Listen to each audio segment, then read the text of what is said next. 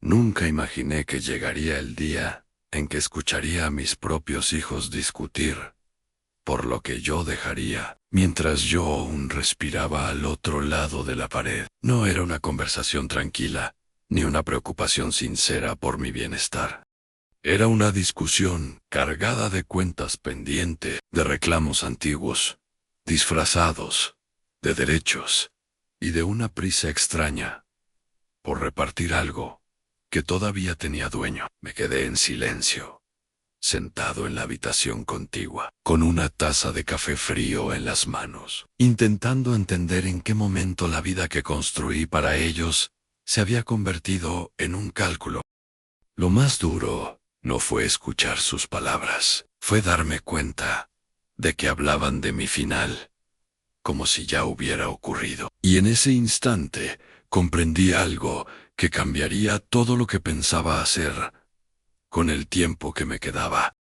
Me llamo Roberto, tengo 83 años, y durante gran parte de mi vida creí que el éxito de un padre se medía por lo que lograba dejar a sus hijos. No hablo solo de dinero o propiedades, sino de estabilidad, de oportunidades, de un camino un poco menos difícil que el que uno mismo tuvo que recorrer.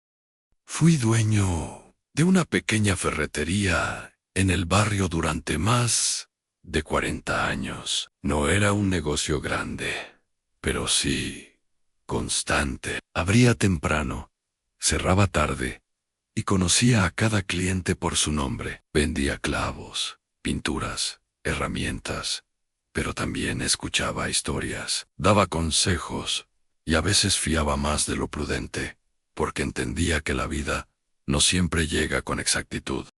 Mi esposa, Carmen, fue quien sostuvo el equilibrio de todo. Mientras yo trabajaba, ella organizaba la casa, educaba a nuestros 3 hijos, y se aseguraba de que, a pesar de las dificultades, nunca faltara lo esencial, ni el cariño. Tuvimos 3 hijos. Daniel, el más grande, siempre responsable, pero con un carácter firme, que a veces rozaba la rigidez. Lucía, la del medio, sensible, conciliadora, con una capacidad especial para percibir lo que otros callaban. Y Andrés, el menor, impulsivo, creativo, siempre buscando su propio camino, aunque eso implicara equivocarse más de una vez. Los criamos con esfuerzo, con límites, con amor imperfecto, pero constante. Les dimos estudios, techo, comida, oportunidades. No siempre supimos hacerlo bien, pero siempre lo hicimos con intención.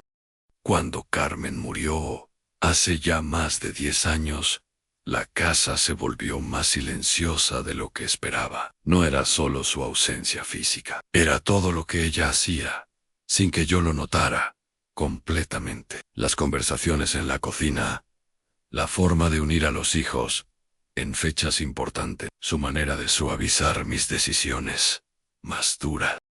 Después de su partida, mis hijos comenzaron a visitarme más seguido. Al principio lo agradecí profundamente. Pensé que, a pesar de las distancias naturales de la vida adulta, la familia se mantenía unida. Pero con el tiempo empecé a notar algo distinto. Las visitas eran más prácticas que afectivas.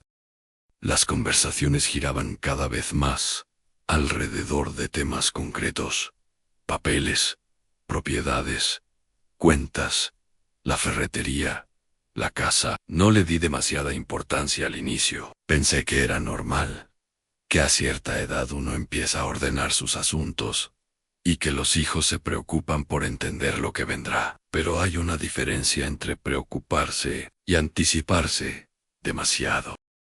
Mis días seguían siendo simples. Me levantaba temprano, preparaba café, regaba las plantas que Carmen había dejado, y caminaba hasta la ferretería, que ahora atendía menos horas. Algunos vecinos todavía pasaban a saludar, a comprar algo, o simplemente a conversar. Esa rutina me mantenía en pie. Por las tardes, Me sentaba en el patio a mirar cómo cambiaba la luz. A cierta edad, uno aprende a valorar esos momentos que antes pasaban desapercibidos. Sin embargo, las visitas de mis hijos comenzaron a cambiar de tono. Daniel hablaba de organizar todo a tiempo. Lucía intentaba suavizar la conversación, pero también preguntaba por documentos. Andrés, aunque más distante, hacía comentarios sobre vender la ferretería y aprovechar mejor el dinero. Todo parecía razonable si yo no estuviera presente. Una tarde, Daniel me propuso sentarnos a hablar seriamente.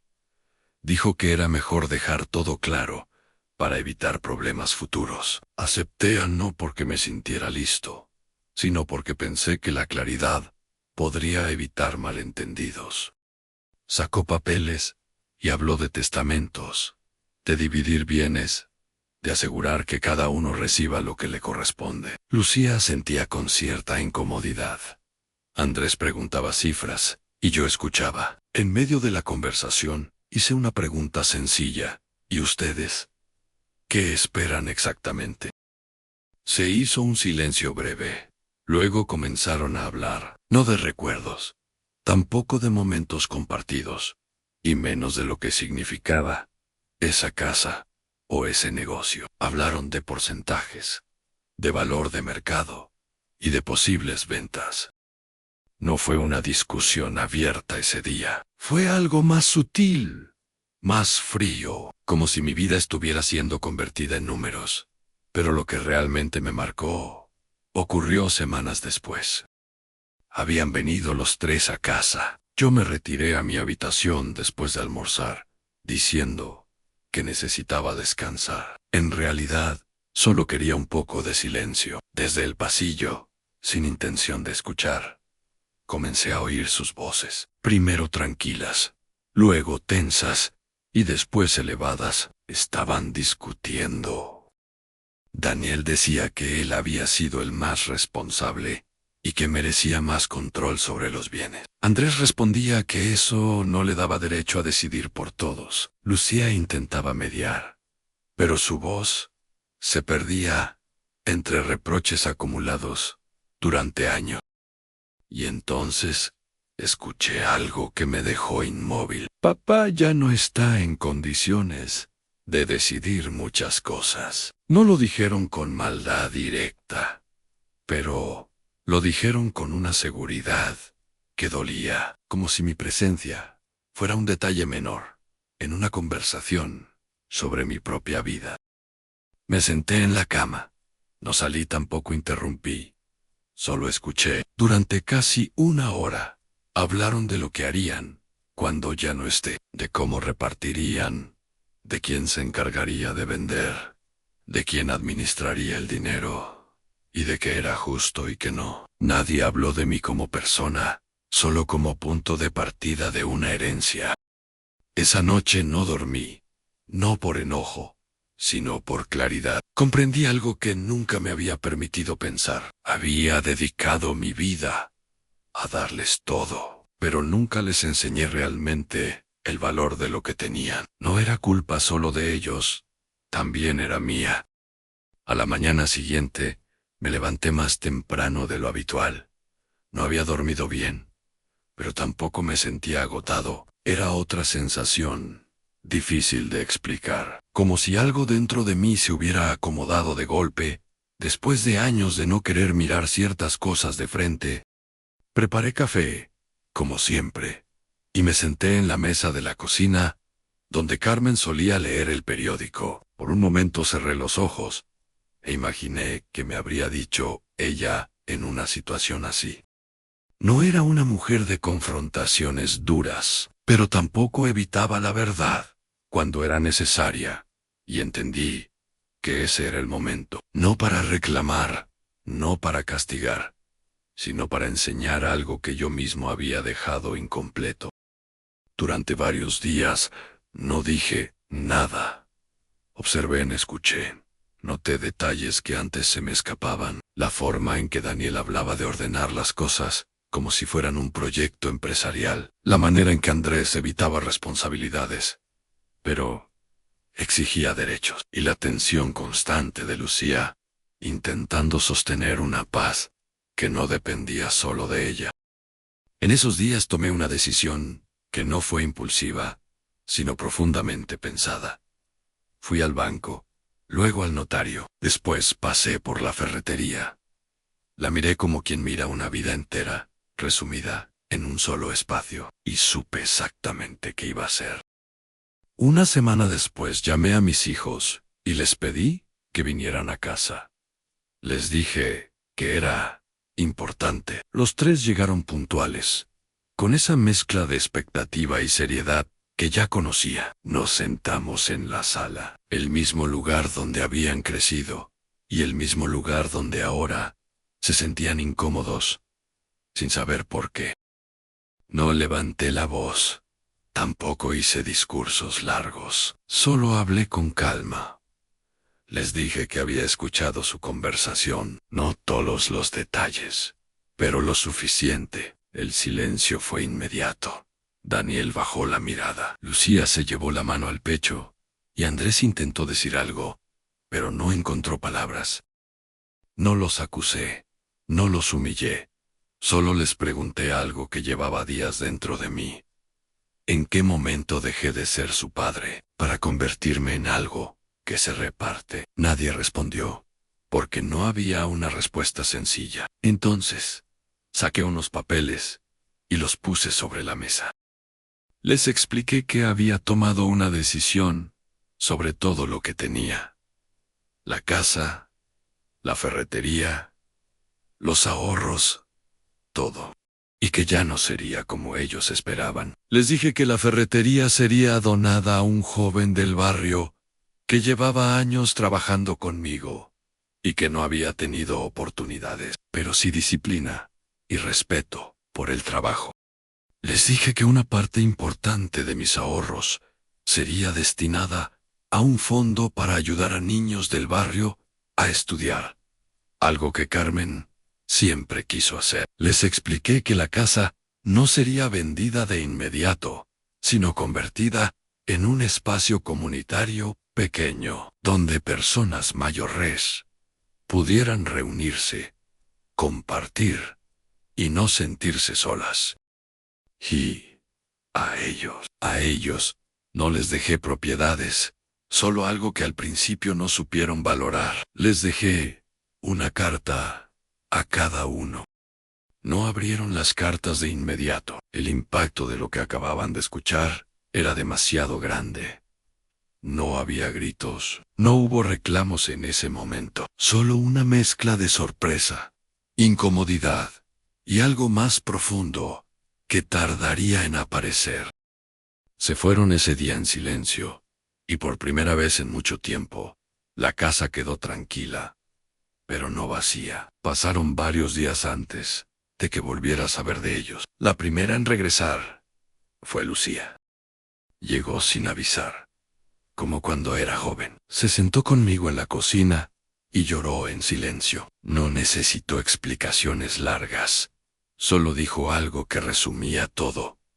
Nos olvidamos de verte, papá. Días después, vino Andrés, más callado de lo habitual. Me ayudó a arreglar una puerta que llevaba meses fallando, sin decir mucho. Antes de irse, me miró y dijo: no entendí muchas cosas hasta ahora. Daniel tardó más, pero llegó. Se sentó frente a mí, con una seriedad distinta, no de autoridad, sino de reconocimiento. Me dijo que había leído la carta varias veces, que le había dolido, sí, pero no por lo que perdía, sino por lo que había dejado de ver durante años.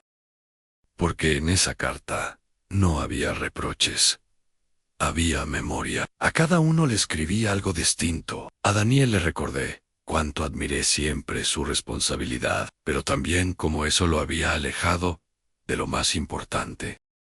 A Lucía le agradecí haber sido el puente cuando todo parecía romperse. A Andrés le recordé que la libertad sin responsabilidad termina vacía. Y a los tres les escribí lo mismo. Al final, lo único que realmente podían heredar de mí nunca fue material. Con el tiempo, las cosas cambiaron, no de forma perfecta, pero sí real. Volvieron más seguido, sin hablar de dinero, sin papeles y sin prisa. Empezamos a compartir comidas otra vez, a recordar a Carmen sin tristeza pesada, a reírnos de errores antiguos, a construir algo distinto con el tiempo que aún teníamos. La casa comenzó a llenarse nuevamente, pero esta vez no de expectativas, sino de presencia. A veces creemos que lo más valioso que podemos dejar a quienes amamos son bienes, propiedades o dinero, pero con los años uno entiende que eso puede dividir si no hay algo más fuerte sosteniéndolo. El verdadero legado no se firma ante un notario. Se construye en la forma en que enseñamos a amar, a respetar y a mirar al otro como persona, no como beneficio. Y quizá, cuando la vida nos enfrenta a momentos incómodos, no lo hace para castigarnos, sino para recordarnos lo que realmente importa antes de que sea demasiado tarde. Porque al final, lo único que permanece no es lo que dejamos atrás, sino lo que logramos sembrar en el corazón de los demás.